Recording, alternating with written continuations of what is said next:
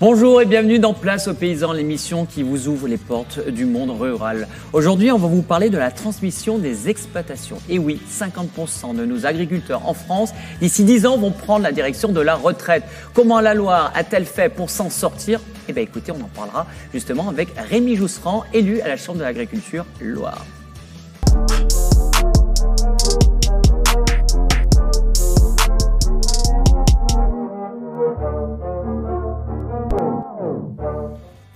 Rémi Jousserand, comme je l'annonçais, 50% de nos agriculteurs en France vont prendre la direction de la retraite d'ici ces 10 prochaines années. Comment la Loire a-t-elle fait face à cela? Va-t-elle faire face à cela? La Loire, elle a travaillé déjà, et on y a travaillé au niveau de la Chambre d'agriculture depuis de nombreuses années. Ce qui fait qu'on est un petit peu moins concerné par ce taux. Moins concerné parce que vous avez travaillé sur le dossier. On va voir d'ailleurs une carte qui explique bien, qui est bien explicite, c'est qu'elle est jeune. Notre Loire est jeune, enfin nos agriculteurs Loire sont jeunes. Les agriculteurs de la Loire sont un peu plus jeunes du fait de la production laitière déjà, où c'est une production qui est contraignante et donc qui renouvelle fortement ces hommes et ces femmes.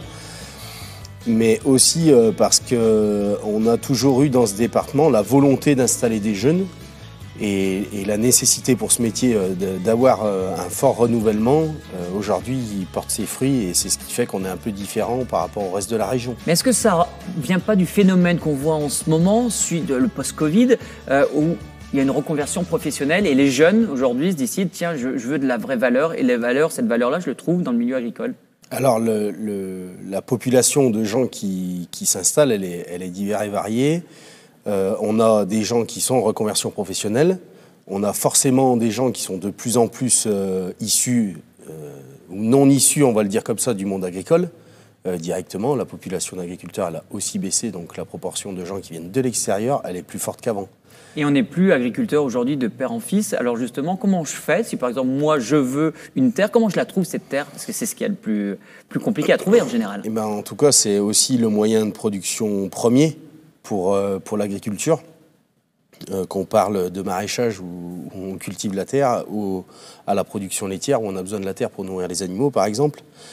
On a à la Chambre d'agriculture un répertoire départ-installation qui permet de recenser les exploitations qui cessent leur activité, mais aussi pour les jeunes qui souhaitent acquérir une exploitation, ça leur permet de s'inscrire et d'être connus au sein de ce répertoire pour acquérir éventuellement une exploitation et trouver un site pour s'installer. Dans quelques instants, on va prendre la direction de Sagenay-Malifaux. Joseph Arnaud et sa femme ont décidé de céder leur exploitation.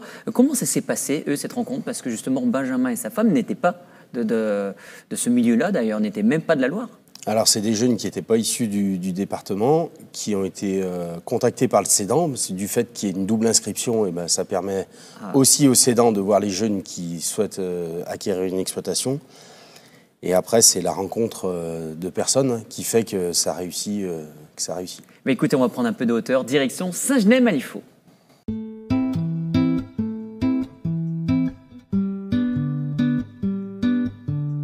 Tout d'abord, je suis né ici, donc j'ai passé 61 ans sur ce site de Bel Air.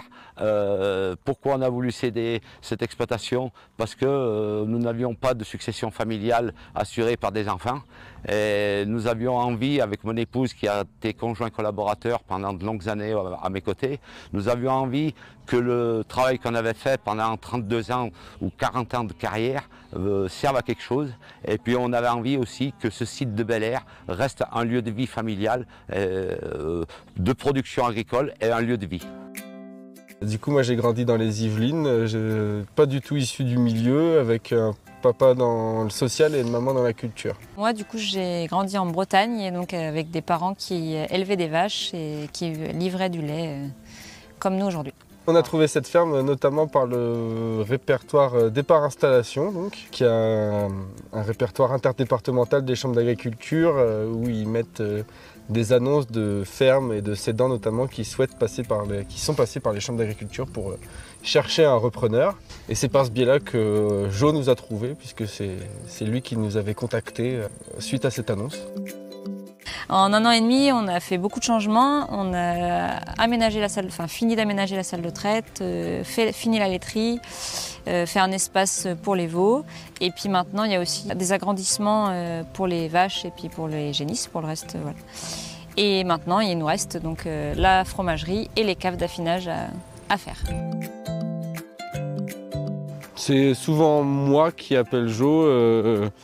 Jo, c'est un peu notre joker dans les moments un peu galères où on ne voit pas trop comment on va s'en sortir à deux et où une troisième personne est la bienvenue, surtout une personne qui a autant l'habitude de la ferme et des machines qu'on a rachetées.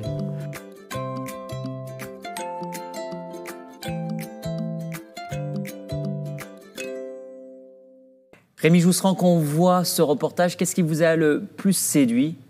Ce qui est beau à voir dans ce reportage, c'est la complicité entre le cédant et le repreneur, où du coup, en venant d'un autre département, on est aussi capable de trouver appui sur celui qui cède son exploitation, même s'il ne faut pas que ce soit trop. Trop, exactement. Mais ça n'empêche pas les investissements, hein. Ce qu'il faut. Vous avez vu?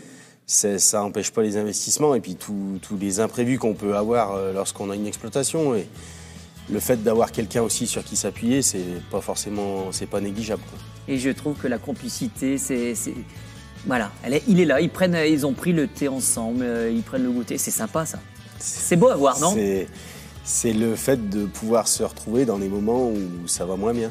Il y a autre chose pour finir cette émission, il y a des fermes dating. C'est quoi ces fermes dating? Ça fait partie des actions collectives que la Chambre d'agriculture elle met en œuvre sur le sujet de la transmission. Il y a aussi des réunions d'information et le ferme dating, c'est une mise en relation entre un jeune et un cédant, qui permet un premier contact et de voir si ça va coller ou si ça peut matcher sur la structure telle qu'elle est ou si elle se modifie. Et toutes ces infos, on le trouve forcément sur le site de la Chambre d'agriculture. Sur le site de la Chambre d'agriculture, tout à fait. Merci à vous, Rémi Jousserand. Merci à vous, téléspectateurs, d'avoir suivi ce numéro. Et je vous dis à très bientôt pour un prochain magazine.